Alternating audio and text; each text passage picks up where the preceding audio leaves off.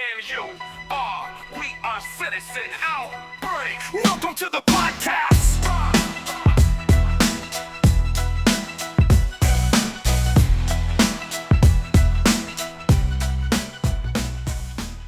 Welcome to another episode of Citizen Outbreak.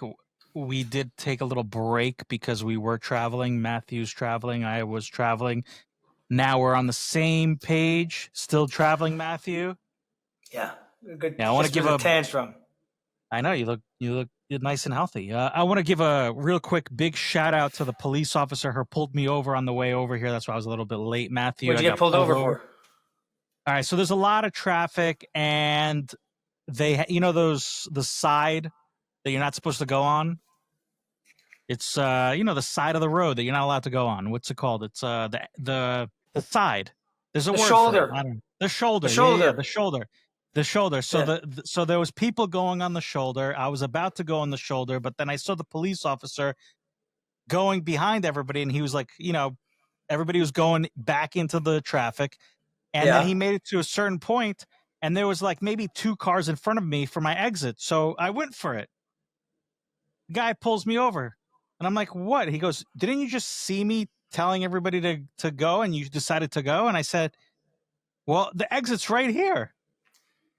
Wait, so how long were you riding the shoulder? For 2 seconds, literally 2 seconds. The guy, there was two cars in front of me. You went around the cop? No, I thought he was going to go. And then he stopped. Oh, so you passed the cop? No, I didn't pass the cop. He was in front of me, and he put on his brakes because he saw me enter the shoulder. You don't understand what I'm saying? I thought he was going for the exit. The exit was right there. Okay. He didn't. He saw me go, and he stopped, and he said, what are you doing? And I said, I'm going to the exit. He goes... So what that's a moving violation, right? Well, he goes, give me your license. And I said, look, officer, I'm sorry. The exit was right here. He goes, all right, let me see your license. And as I'm about to give him my license, he goes, nah, forget it. You could go. Oh, well, good. Yeah, because he was just pissed. He didn't do anything. No, because I looked in the rearview mirror, and there was all these cars going. And I remember, he's like, shit. Because I remember, so my dad, there was one time, like, we went to go see my grandparents, and my dad rode the shoulder, like, the entire way. It was a thrill. I loved it. We made it out to, like, Quag in, like, 45 minutes. Yeah, I mean, listen, if the shoulder's opportunity, I understand it's dangerous. I've seen cars get into wrecks, but it's a joke. Because you're riding on the shoulder, and then the guy from the right lane decides he wants to ride on the shoulder, and he doesn't see you, and then smack, boom, right into him. You know what I mean? Smack, boom, right into him. Matthew, last night, you have no idea what kind of anger. I couldn't sleep. I was at dinner. I was talking to people. My phone was blowing up. What the fuck is up with New York? I'm not, I was expecting, I'm not going to lie. I thought that they were just going to fix it for Cuomo. But I mean, Cuomo was a very unlikable guy. This Salami Bambami, I don't know what his name is, but what's his Zohran Mamdani. I don't give a shit. But this guy, so he won. This is kind of now what we need is you need Cuomo to get out of the race. You need Cuomo to get out of the race. And did they? I didn't see. I mean, I saw the numbers, but did they talk about? He got every college kid basically voted for him, right? You want to know the numbers? First, let me break it down. Why are we so angry? Because this Marxist, socialist, and he comes out because people have asked me, "Oh, you're just saying he's a socialist?" No. He's a socialist Democrat. He's really a Marxist. He's a communist. He's not a good guy. He's a jihadist. He hates Jews. He's anti-Semitic. He went on protests with all the anti-Jews, anti-Israel. He's an asshole. He's an asshole. He wants to freeze rents, give free buses, give free this, free that, free that. Who's going to pay for it? Well, he wants to raise the property taxes. He wants to raise the taxes on all the working people in New York City. So he wants to give everything free. That's socialist. That's communist. He wants to take stuff away from the rich people. Not even the rich people, just regular business people. Anyway, Zohran Mamdani. Every time I hear about this guy or I hear his name, I think about the Adam Sandler movies, Zohan. And guess what? In that movie, he's on the other side. There's going to be a lot of going out of business signs on the stores. Look, but I have the numbers right here, Matthew. You want me to break it down for you? Yeah, dude, let's hear it. And then we'll go into here. Let's hear the numbers. All right, the numbers. Ready? Yeah. So, if you could guess, who do you think demographic? Not really age. He got the college kids. He got the college graduates. Yes. Okay, so he got the demographic of college kids, but which, like, between Caucasian, white, Black, African American, he got the Asian, whites, right? He killed it with the Asian community, right? Does Asian? Wait a second. Does Asian include what? Asian includes Asian, like right. But there's India, Asian. No, India. Right. Asia, like exactly. all that. Right. Not like Asian as like Chinese. Wasn't he putting on accents? I saw something where he was like faking to be Indian, faking to be Spanish, like right. Well, but he came from there. He came from which country? I don't know where he's from. I really don't. So he got the college kids and the Asians. He got 58% of the Asian compared to Andrew Cuomo got 16.1. My sister told. I think he won District 1, which is downtown Manhattan. I think he won District 1 by like 11 votes. He was born in Uganda. The Ugandan headhunter. That's his new name. The Ugandan headhunter. He got whites was his second most at 35%. White people are so stupid. They're stupid.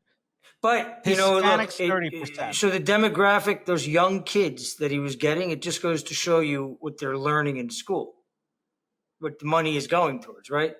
I mean, you got to be really, really crazy and naive and just not know how the world works to vote for this guy. But look, on one hand, right? I mean, I saw, on the Upper East Side, we had all these kids, twerking their way, with keffiyehs but they weren't Muslims. They were marching all over Park Avenue, all over Madison. I mean, we've seen it's the BLM rent-a-crowd that's moved over and found a new cause, and they're activated, and apparently they've gone out and voted. Hopefully this serves as a wake-up call. It's kind of nuts. So I was looking at some other numbers. It's 70% to 10 in terms of registered Democrats and registered Republicans in New York City. Say that again. Registered Democratic voters make up 70% of the electorate, and I think Republicans make up 10%. Right. So it was but what are independents? How many independents are there? Well,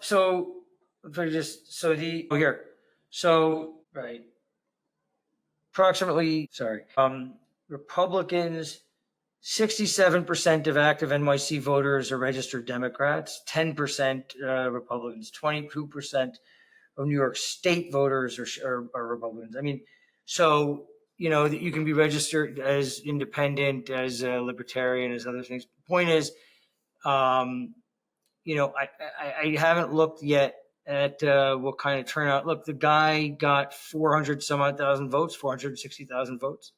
I think,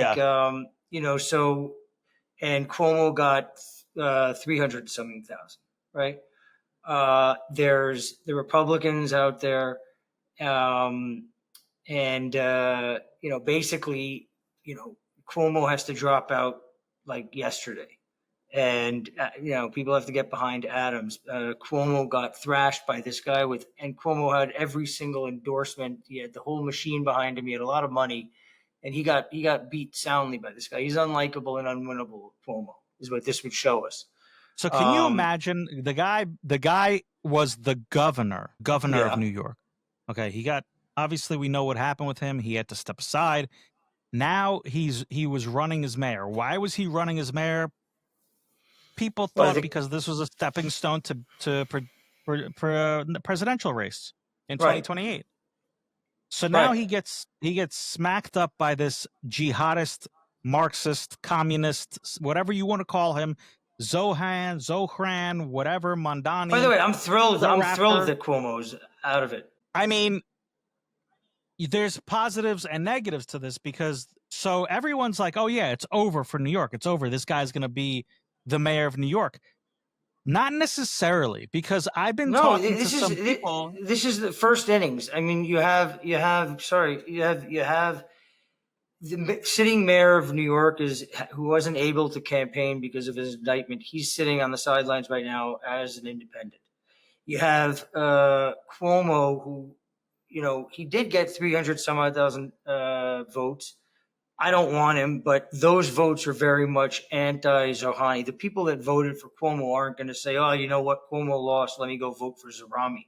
Because there were 3 other guys on that sheet that were a lot closer to what Mamdani was, right? So you figure Cuomo's votes are there. And, you need somebody that's going to be able to get those. And now, hopefully, with what's going on and all this rage, people are actually waking up because this has all been created by New Yorkers, right? There's 2 things. One, local politics in America gets 0 participation. People don't go and vote in local politics. Less than 1 million people win you the New York mayorship, and a lot more than that are registered, right? Nobody, if I asked you to name me 5 city council members, you couldn't name me 5 I can't name you 5 city council members. And, that's our safety, that's our education, that's our streets. And it's not it's not organic. It's by design. They keep these things quiet because they can control the elections. And this Mamdani dickhead is very aligned with our city council, who is just radicalized. There's like 54 of them. Maybe 3 of them aren't, terrorists. I mean, they're crazy, these people. This is where the defunding comes out of. This is where the statue shit comes. I mean, the New York City's council is radicalized. Council, assemblies, Albany, Senate, the governor. But so I don't think it's over. I think hopefully this is because if you see what's going on, people are livid. You got the president now getting involved. I mean, he's pointing attention. You can't have New York fall, and Mamdani is really aligned with these radicals. It really would be, at least with Adams, you get a status quo, and I think he's got enough of a political IQ, Adams, to understand where the oxygen is. And if you get Cuomo out here, because Cuomo and him running as independents, they're going to cannibalize each other's voter base, right? So you get rid of Cuomo, and now Adams, and you get Trump to come in and endorse Cuomo. You tell the GOP, like, look, man, Silva's a communist anyway. He's not really, if you ever listen to Silva, he apart from his crime, which, the guardian angel stuff, he's really not, he's not like, you're kind of conservative as far as I've heard him talk about. But point being, Adams, Adams has the clearest shot, and he and Silva or the GOP can, I think they can reach, they can form this coalition like Trump formed a coalition with people that weren't, necessarily, at least 2016 MAGA. Eric Adams can can reach compromise for political purposes, and I think he can. I think he's motivated to do so. I think Cuomo needs to get the fuck out of the race. And I think Trump needs to come and really get energized and throw support and infrastructure and whatever resources he can send to Adams. Right. So what I'm hearing is that people that are tight with Andrew Cuomo are speaking to him about stepping aside and letting Adams go through. Okay. Now, Cuomo, I don't know if he's willing to do that because he is a stickler. And he thinks the highly of himself, and maybe he thinks that he could take Adams out, but that's not the truth. I'll tell you something. It would be an amazing punctuation on that guy's career, because it's tough to think of any single individual that has caused more damage to New York than Cuomo. And if that guy's ending legacy is to be the reason why Mohammed Zahami, whatever his name is, gets in, that would be pretty fitting for Cuomo. Right. So he needs to step aside. People are telling him to step aside. He should step aside. Then I'm hearing that people are talking to Curtis Suila and telling him, listen, you need to drop out too. So if Suila drops out, Suila has no chance against Zohran Mamdani, whoever. Yeah, exactly. Adams, the little bird on the corner of the street, and the rat chasing the pizza. He's got no chance, Curtis Suila. Okay, nobody likes him. He's unlikable. Yes, he helps with crime. Yeah, but the way he talks, nobody likes him. I don't even know what he's pulling at, but no one likes him. I don't. I have no. If you have an R in front of your name, people aren't voting for you. He's not like Giuliani. People are like putting out this thing like, oh, Giuliani in 1990, whatever it was. He's not a Giuliani. Like if he was like a business guy or somebody, some kind of formidable person that could come and bring something to the city, but he's not. He's known as this Cape Crusader going during BLM on the subways and fighting crime. That's what he's known as. And I think other than that, nothing. Yeah. So Andrew Cuomo's got to step aside. Suila's got to step aside, and we have to get behind Eric Adams. Now, when Adams was running the first time, I don't know about you, but I was behind Adams. I donated to him. I went to a couple meetings with him. Yeah, it's a great photo, Wojciech. Yeah, he's a likable guy. I've met him. He's a very likable guy. He's a likable guy. From talking to him, he is handcuffed from what he's allowed to do as a mayor in New York. He did do some good stuff, but we just spoke about it. Assembly, which Zohran Mamdani is on the assembly. So he could have essentially done the bus stuff. He could have done all this stuff because he's part of those people that decide that stuff. But Adams was handcuffed by these people, by the council, by Hochul. And you're right. If President Donald Trump comes out next week, the week after, in a month, or come September, and says, listen, I want everybody to go for Adams. I'm willing to help New York, because if Trump decides to help New York, we have all that federal funding coming in. Right. So here's, the other part is like, so Eric Adams, because of the indictment, he wasn't able to campaign, right? So he sat this entire campaign season out. And so now he's sitting there, hopefully with an energized voter base that's like, holy shit, like, this is really happening. You got this asshole, that was shrieking at Dice. This guy is really what we got. So what has to happen now is they have to focus this race as soon as possible. Right, because it's already July, right? It's mid-June, and if you have to focus, because the longer this is foggy in terms of, is Cuomo running, is he not? Is it strengthens Zohani his position, and so they need him out.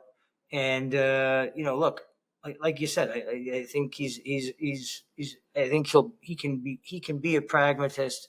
And I think there are issues where he can reach form a coalition around. And if he's got me enthusiastically, he's got everybody that, because I would be considered pretty far right in New York City, by what they say on TV, not in reality. But yeah, I agree with you, but I don't think it's. I think it's not a time to give up. This is early innings. I think if we're a month from now and Cuomo's still doing his bullshit, then it's like we're digging a deeper hole. But hopefully they can get Cuomo out. Let me tell you how fucked up this is. Okay, I spoke to several people today that in the real estate business, small business. Yeah. They're not waiting till November. They're piecing out. No, I get it. They're out. They're like, we if there's a slight chance that he could win, we don't want to be here. And the fact that there's enough stupid people that even got him past Cuomo, there's no reason for people to be here. People want out. They want out. And where are they going? They're going to Florida. Every residential broker that I follow was posting like, "Hey, you want to relocate?" Well, it's true. I spoke to my broker because I not commercial broker, but a residential broker, and I said, "Hey, what's going on?" He's like, I had so many phone calls today. People just want to get out. There's a lady who closed on her apartment last week, and she put it on back on the market today. It's insane. You know, it's crazy to me because, like, this, on one hand, this is not a surprising thing. Like, we've been watching this we've been watching these assholes shut down traffic all across New York. We've been watching, them take over Columbia University. We've been watching, these are the people running New York, like Letitia James and that dickhead, I don't even remember the guy's name. Alvin Bragg. Alvin Bragg, that guy. He just got in too. Right. Look. Yesterday. Look, right. Are you fucking kidding me? But this is the history of New York. Before Giuliani got there, there were 35 years of Democrat one-party rule stewardship, and that's the movie Taxi Driver. That's Death Wish. That's where they take us. Cuomo called it civil rights when they were fucking burning things down and attacking the stores that he shuttered. But look, that's where we are, and it's there's a very visible path forward where this gets under control. But of course, it involves getting this maniac Cuomo to shut up and remove himself. Right. And we'll see. Like I said, if he gets out. Let me just talk to New York for a minute, Matthew. New Yorkers, I want you to listen to me. Stop fucking around. Get behind Adams. Go to the polls in November and vote, and tell all your friends that are registered voters in New York. Tell your grandma, tell your grandpa, cousins, sisters, your old roommate. Call them up. You can't have this. Democrats, Republicans, Independents. You don't want Mozami, Zambrami, Zohran, whatever you want to call him. My parents came from a communist country. They escaped to come here. They came legally. They came to this country. My wife came from a communist country. I have friends that came from communist countries. You do not want to bring that here. New York will be the stepping stone, and then they're going to take the rest of the country. That's it. That's my call to you. Go out there and fucking get behind Adams, you motherfuckers. Sorry for cursing so much. I'm very angry. I get it. Should we go on to the next topic? Yeah, but I just want to say, I think that there's a good, clear path forward here. Let's do it. Adams 2025. Come on. All right. Before we get into our next deep topic, I want to get into this shorter topic because we are talking about crazy people. You know who Liver King is? Yeah, he's back in the news.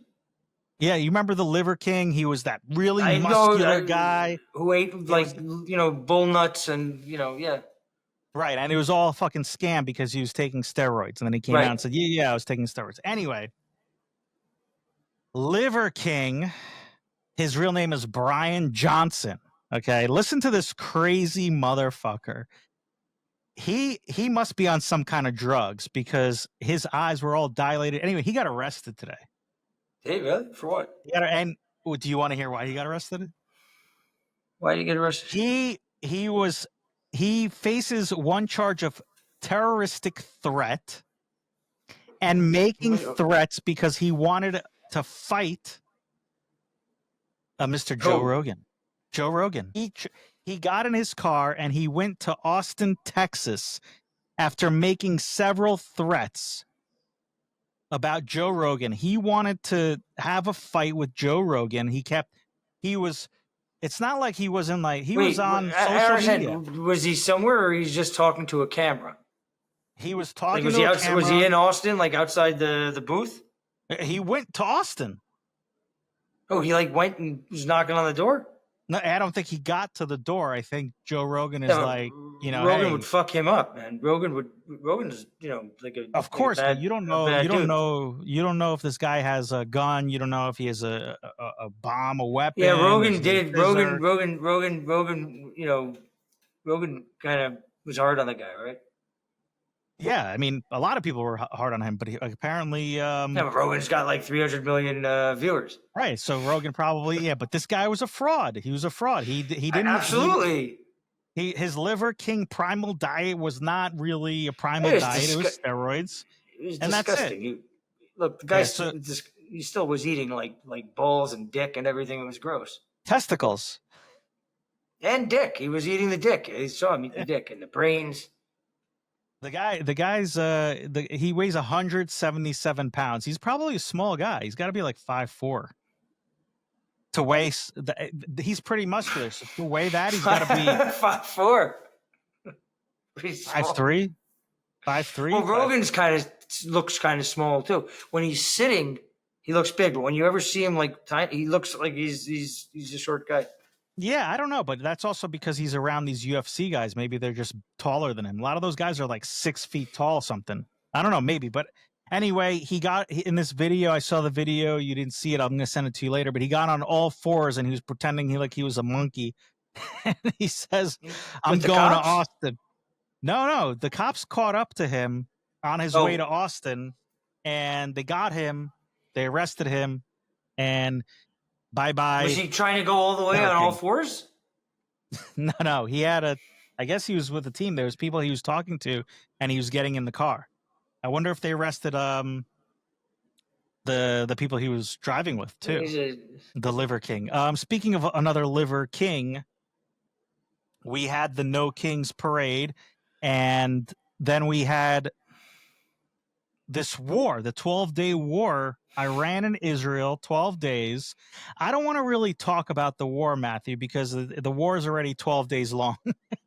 Right. So we kind of missed that opportunity to talk about it. But what I do want to talk about is all this stuff that's happened since the war has ended.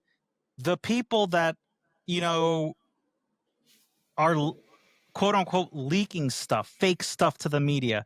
People are trying to go around Donald Trump. They're trying to make him look bad. You got CNN, you got all these people. There's a ton of people. First off, what do you think of the fact that he did this action of the bombing in Iran? Two, CNN, MSNBC, all the regulars trying to say, "Oh, it's not a big deal. He didn't really do anything. He didn't actually get rid of the nuke site." Him coming out and dropping F-bombs a couple days ago because the ceasefire wasn't going anywhere for the first couple hours. What are your thoughts? What are you hearing? Well, I think, I look at it, and I think it's interesting from the perspective of kind of taking the wider lens at the situation. So if you think about it in terms of everything that's on the board right now, everything that's going on in Eastern Europe, Middle East, basically in the world, the U.S. and China are sitting around figuring out how to carve things up. And, there's different pressure points. And I think, the Middle East, certainly, I think that if you look at it in terms of what it does on the global stage, against China and these things, it's an interesting play, escalating and sending in missiles because one, if you look at China's the largest oil importer out there. They get 50% of their oil that flows through that Strait of Hormuz, right? So Iran's in an interesting spot on the receiving end of this because if they close the Hormuz, that's not good for China, and they need China's support. And China's like, I'm sure China's like, you're not doing that. So we got a pretty quick ceasefire, and I think if Iran goes, if their response is, hey, strap bombs to a bunch of people, that's going to galvanize more support for Israel, right? For further engagement. So, and the regime there doesn't want to be taken out. So hopefully this is something where they did hit it, and the stuff like from CNN, look, I mean, that's part of it's normal. Who knows where that's coming from, right? I mean, we know that there's resistance all across, the government against whatever this guy does. We said we weren't going to get really into the actual war, but I think what do I think about it? I think, it's if they had that stuff, it's good that we got rid of it. If we got rid of it, I had, one thing that I will say, just kind of broader, what's interesting about all this, when it was happening, right, when the bombs were going, or when we were first thinking about going, and then everybody had really, and then when there were missiles going back and forth between Iran and Israel, if you got stuck on one loop, like on X or Instagram or something, you could get one narrative. If you got stuck on another algorithm, you can get another. And I guess my point is, I have no idea where the credible information can be found anymore. Like, you have the fucking Taliban tweeting that they're going to get involved. Like, governments and Taliban are literally communicating to the world through Twitter and or X. And so it's like, you're seeing videos and I'll send you stuff and you'll be like, yeah, but that one's old, and it's like, so it's just a funny world where I have no idea what information out there is real or not.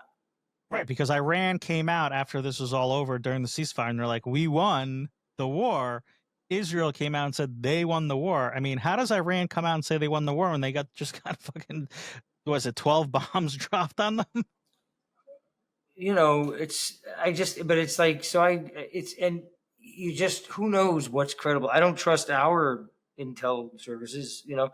Look, when it comes to Iran, the mullahs are not good. The good guys, right? They've been funding, proxies all across the Middle East, causing all kinds of shit to, Israel, to American interests. They took us hostages. I mean, in the 70s. I mean, they're not good guys. That they're walking down Madison Avenue, the Zohrani group with an Iranian flag is, crazy. But look, I think the CNN stuff, they're gonna go after him anyway. I mean, 2 days earlier they're like, this is insane. Now they're like, you didn't get it.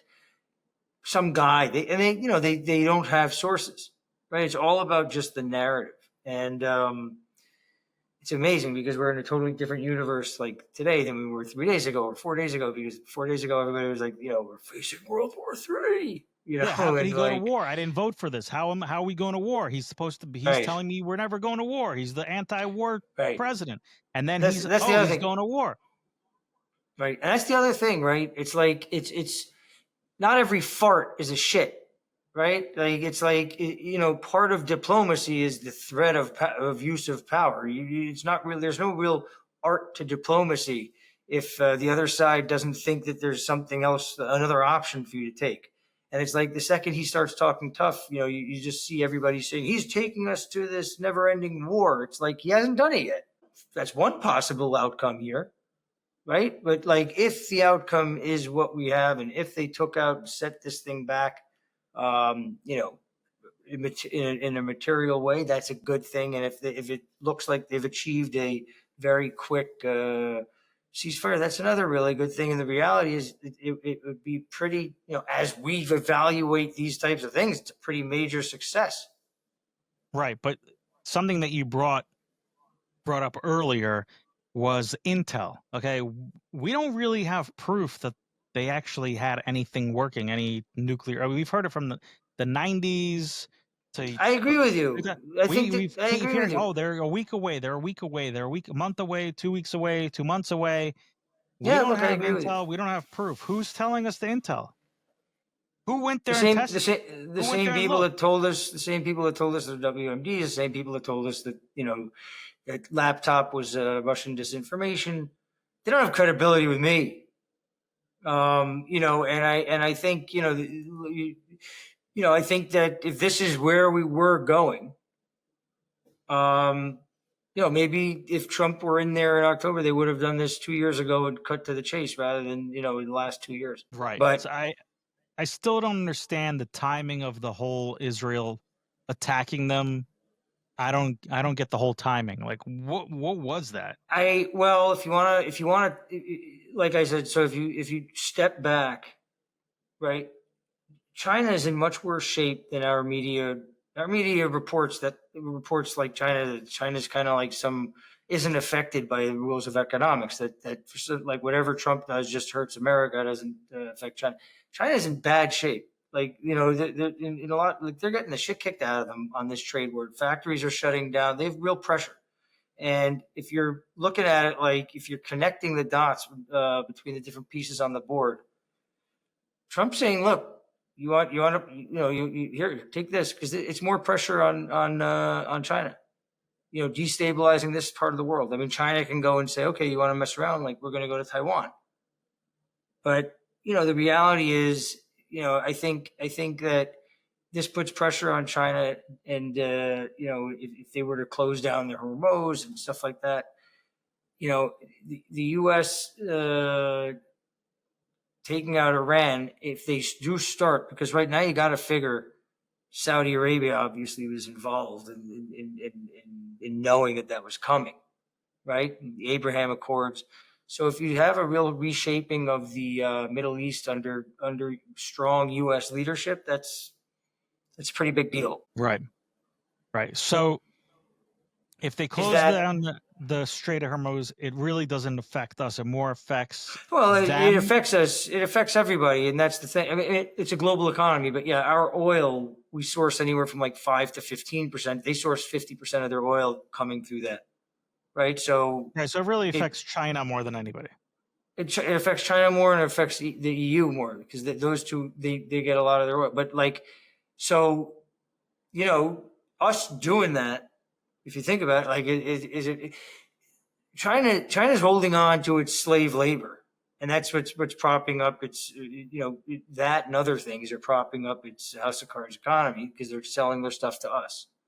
So if you think maybe that's a reason that they went for it, maybe the thinking was, let's just go do this, we can end everything, because I mean, there has to be some kind of there has to be some kind of hope for some kind of conclusion here. But they don't even have all the terror hostages back. We don't even have.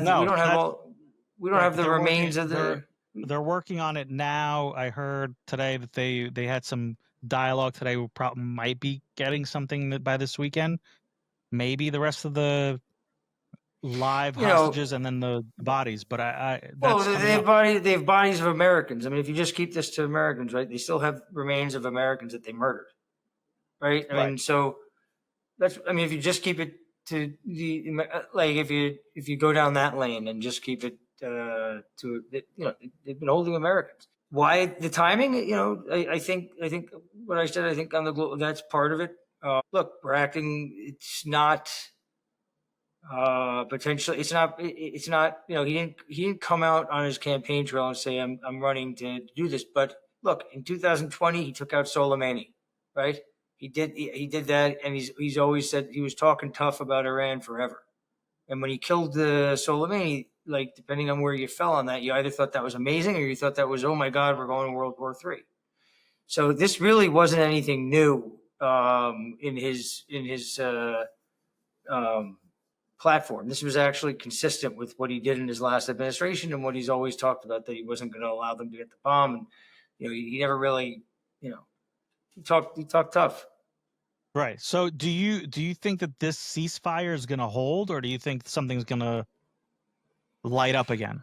I think Iran's in a tough spot. I think that it doesn't serve Iran right now to keep going here, because what us doing that says to China, to Russia, is we're ready to roll. We got more of this shit to throw at you, and it looks like Israel took the worst of what Iran's got, and we're ready to go. And it's a pretty big escalation. And if you think about it, like the flip side of that argument, right, which is we've been hearing that they're 5 minutes away from having a nuclear bomb since the 1990s. Flip side of that is, if you really just took that off the table once and for all, right, which but for now, like everybody that's sniping, like I don't know if they didn't, obviously I'd want to know the truth, but I'm saying if we did like do this, and now we can say, well, they don't have a nuclear, which is what Trump's walking around saying, we just ended their nuclear threat, right? So now that's off the table, in which case gives us a lot less reason to intervene over there, because we achieved what we would achieve, what the reason was, right? So, in that case, for everybody that wants to stay out of there, now he's just made it so that we don't really need to be thinking about it, unless they come out and they say, well, they actually have it, and this is more dangerous. But I think, so Iran's in a tough spot, because Iran is now looking at this like the U.S. is like, listen, we're ready. We've got the guns, the contracts out on you, pal. I mean, like, Right, so. but the main idea was to get rid of the nukes, but it wasn't to change the regime. I would imagine that they would want a regime change, but how do you do that without putting boots on the ground? Would this have opened up a scenario where the people They're going to welcome Iranians, us with democracy, right? Like in Iraq, when they welcomed us with democracy. But do you not go in and then you try to have it where the people rise up? But they haven't done that. They had an opportunity, now they're not doing it. It's funny, right? Because you had the Arab Spring there, that Obama got criticized for not throwing enough support behind.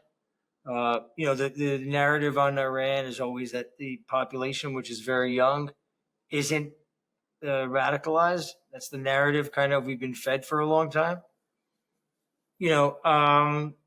But it's got to be a scary proposition going up against, at least what I understand to be these guys running around the streets, these Iranian soldiers. So, right, but even if soldiers, some of them have to be like, we just got the shit kicked out of us. Maybe it's time we get rid of the Ayatollah. Look, we're getting it. Who knows what propaganda? Who knows what they're hearing? Like I said, I mean, it's a funny thing. Like, and I was on X, with the time change, especially, right? I was up like live as it was happening here with you, and I would get stuck in these loops, and it looked like Israel was about to be blown off the map, because you had reports from I don't know who saying, "Wow, like striking," and then I would like click on something else, and it would start waterfalling me with like reports that were going the other way, like Iran's about to be wiped out. So who knows what they're seeing, and it's right. Like, and there was that report that like I think in the lead up to the attack, or after, like they had knocked out the internet in Iran, and they were preventing the local population from getting a lot of news. So maybe that, but I also read or heard rumors that like the Shah's grandson was going to come back and try and lead a revolution there. Grandson or son? Son, maybe son. But look at right, so he's not very strong. Yeah, the son. I think if Trump's line is, and the intel I saw before we got going, like they came out, said yes, it's been set back by a few years.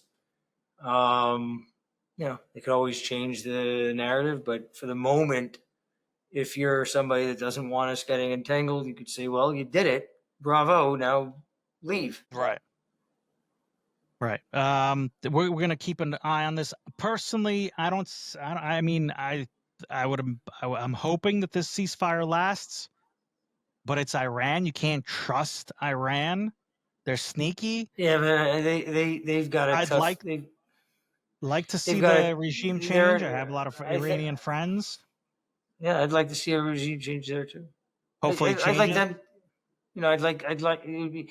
Look, I think they're in a tough spot. I think that they don't want that smoke right now. And I think. Did you watch the videos of that shit that we sent over there? I mean, we don't really know if it was real videos or not real videos. Oh, I don't care. I don't know what they say that we sent over. Neither do they, though. I don't know. Let's just. You're right. I'm not disagreeing with you, but let's just say that we sent something where the missile comes out and it goes down. Yeah, it goes in the hole and then it explodes, and then another one goes down the same hole. It would make me think twice if I were this Ayatollah Khamenei. It would make me Khomeini. It would make me think twice. Right. That's what I'm saying. And if I'm China, and if I'm Xi, and I'm like, yo, Donald, what's like? Yeah, I'm Xi. I told you to be nice. Like Yeah, let's make a deal. look, this is what we got. And if we could do that Right? to them, imagine what we could do to you. I mean, look, the U.S. is like it's. You said it. We for 30 years we've been talking about these nukes in Iran, and all of a sudden this guy just like we did it. We sent over these things. I mean, and boom, it's a pretty historic thing. I mean, 30 years of my life we've been told that this is the big boogeyman. So if you just took that boogeyman off the table, right? If you think about it from the other side of the argument, he really did take the whole argument about getting entangled off as well, which just seems to be the way he's playing it. He's looking at them and he's saying, what do you mean? They're not rebuilding them. He laughed. They said, can they rebuild? He said, can who rebuild? They can't rebuild. I mean, and then the reaction was like the thing I don't think. I think everybody saw what happened. My kind of, God forbid I'm wrong, but my kind of thing is like everybody saw what happened. It was like, whoa, whoa, whoa, whoa, whoa. Yeah, I didn't. Let's Honestly, calm down. I didn't think he was going to do anything. I think he was going to wait it out and let Israel do what they had to do, and then he was just going to sit back and Right. see. I don't think he wanted to. And then all of a sudden, I don't know what Netanyahu said to him, but he must have said something, because within at one point one day he's saying, you got 2 weeks, and then the next day they're getting the ship bombed. But the other thing is, like, Trump said this when he was running in 2016. He's like, I never understand why when we bomb these countries or when we attack these countries, we go on CNN. We say, we're going to send over our troops over there. We're going to hit you right here. I'm not going to tell you what I'm going to do. I mean, it makes sense. Right. He was saying that for a while, the last couple of press conferences, or even when he was talking to the press, they're asking him, what are you going to do? And he's like, I'm going to tell you when I'm going to do it. I'm not going to tell you when I'm going to do it, so you could go and tell them what I'm going to do. Right. So, and that's where the intel is. Where's the intel? You need to have proper intel. Right. And the other thing is, and then I'm going to leave it at here, is why did they give them a heads up that they were going to do it? Because they did. They threw back channels. Trump gave them a heads up. Look, we're going to hit you. And then get the janitors out of the building.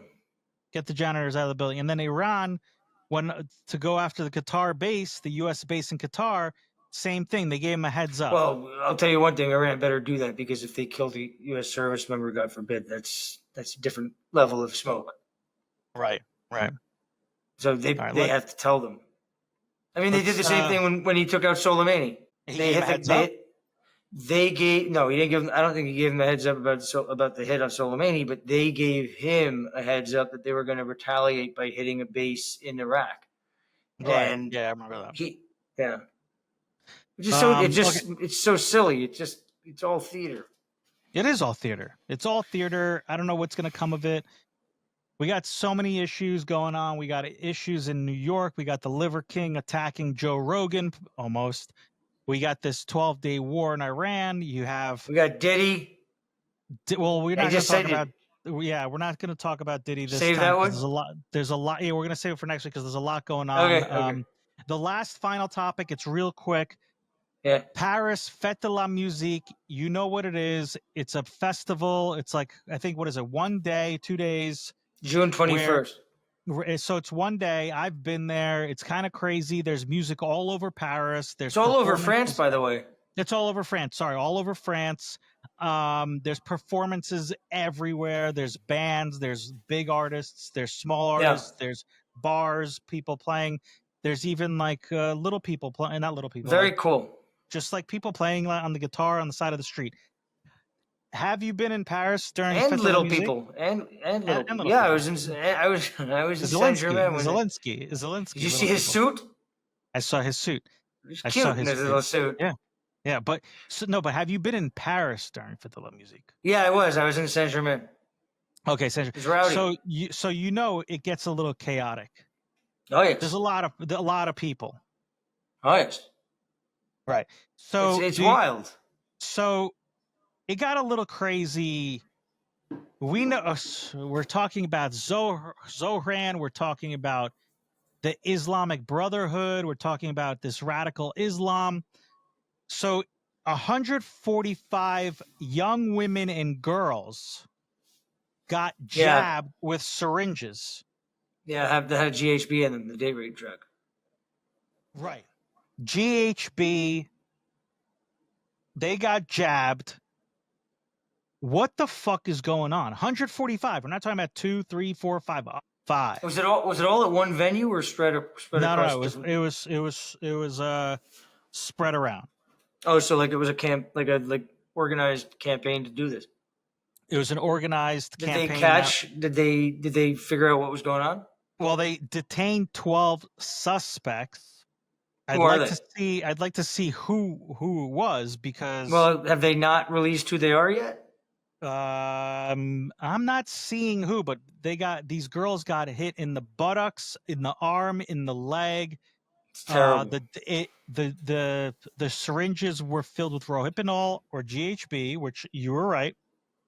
They are date rape drugs, so it's crazy. In Paris, prosecutors said investigators were opened after 3 people, including 15-year-old girl, 18-year-old man, reported being pricked in separate incidents. So it's just not women. It was also apparently some men, but it's not saying who they were. Now let me see this other article. It says 12 suspects. They're not saying who they are, but I don't want to speculate, but allegedly, I got to tell you, I'm thinking it's the same people. Yeah, look, I think it's the same type of people. You gotta be really careful. Look, you gotta be, as a female going out these days, you have to be very careful. And in Paris during Fete de la Musique, you have to be especially careful. I was there in 1997, Fete de la Musique in 1998, and I saw girls getting punched, kicked, and surrounded by these. And back then it was these radical Muslim guys who don't give a shit about women. Yeah. And me and my friends stood up to them, but they ran away. They're not going to fight us. Well, good for you. Because we'd fuck them up. It was good. But here's the thing, Matthew. Yes, sir. If France is letting this happen, and this Zohran guy becomes mayor here, and he defunds the police like he wants to defund the police, France is gone. This is going to happen here. Then this is going to happen here. It's going to happen here. Look at London. Look to London. Look to Amsterdam. Look to Belgium. Look to Stockholm. Look to Melwood. Look to Berlin, Munich. I mean, there's a difference. There's Muslims and then there's radical Islam. Okay, it's 2 different things. Of course, yeah. Look, yes, but the trouble is, what happens.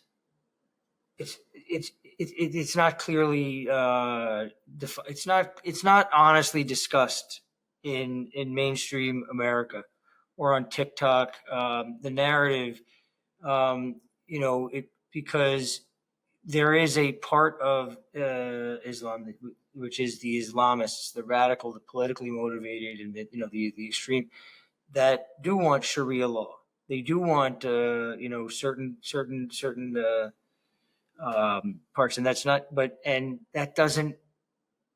a good marriage with the Western ideals, right? And what happens, because look, in France, by the way, they never let them assimilate, right? It was France's way of dealing with this inflow of immigrants from North Africa. They just gave them territory, and so those people had no stake in society. Right, so they just created their own territory. So France failed it. Like, you're not helping yourself by just giving this foreign population its own territory, right? And then they became such a large part of it that they had to then start changing things. And in America, we're just being lectured about how everybody's got to be woke and tolerant. The reality is, there's elements within, not the whole thing. And then the other thing is, nobody's got more than 5 seconds to discuss any of it. So it's like, what ends up happening is you let everybody in, and then you get the trouble. Yeah, so go out, support Adams, New Yorkers. Hopefully the Big time. ceasefire lasts. Joe Rogan, Godspeed. Hopefully the Liver King does not get to you. We will be back hopefully next week. We're or maybe rooting for even Joe weekend. Rogan in that one for sure. We'll Yeah. see. Maybe we'll do something this weekend. We'll see if we could fit something in on a Saturday or Sunday. Thank you again for listening. Citizen Outbreak the game, citizenoutbreak.com. Tell your friends. We're on Apple YouTube. Podcasts, we're on YouTube, and we are on Instagram. Spotify, Instagram, TikTok. Tell everybody, comment. You could write a review on us. Hopefully it's a nice one. If not, don't fuck yourself. And thank you very much for listening. And we will catch you again in a couple days. Thank you. All right, my man. Bye-bye.